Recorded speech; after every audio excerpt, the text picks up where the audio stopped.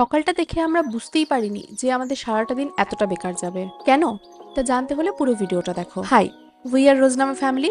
আজকের video what we eat in a day Goa edition. প্রথমেই একটা স্ক্যামে পড়তে পড়তে আমরা বেঁচে গিয়েছি, যেটার ভিডিও আমাদের চ্যানেলে দেওয়া আছে। তারপরে আমরা চলে গিয়েছিলাম লাঞ্চ করতে। অনেকদিন ইটালিয়ান খাই না বলে আমার বর বলল চলো আজকে ইটালিয়ান ট্রাই। খাবার দেখে হয়তো তোমাদের মনে হতে পারে যে দেখতে তো ভালোই, তাহলে হয়তো খেতেও ভালো। আমাদেরও ঠিক তাই মনে হয়েছিল, কিন্তু খাবার খাওয়ার পরে রিয়াকশনটা ছিল ঠিক এরকম। কেমন?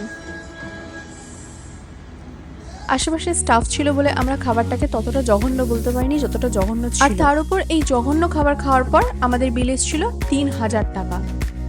যাই হোক, তারপর গোয়া ঘুরে একটু মনটা ভালো হয়ে যাওয়ার পরে আবার চিন্তা আসলো রাত্রে কি খাবো। তারপরে অনেক চিন্তা ভাবনা করার পরে হঠাৎ চোখে পড়লো বিরিয়ানি বাই কিলো। আর আমি তো বিরিয়ানির পোকা। বডি একটু গাইগুই করছিল, বাট আমি বললাম চলো আজকে বিরিয়ানিটা ট্রাই করি। ওখানে নিয়ে নিয়েছিলাম ২ ধরনের কাবাব আর ১ প্লেট বিরিয়ানি।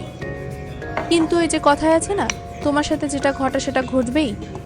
যখনই এই বিরিয়ানির হাঁড়িটা খুললো তখনই বুঝে গেছি আমাদের আর বিরিয়ানি ভালো খাওয়া হবে না, কারণ এত ড্রাই বিরিয়ানি আমি আমার জীবনে খাইনি। কিন্তু এই গোয়ার ব্রাঞ্চে ওদের যে কি সমস্যা সেটা ওরাই জানে।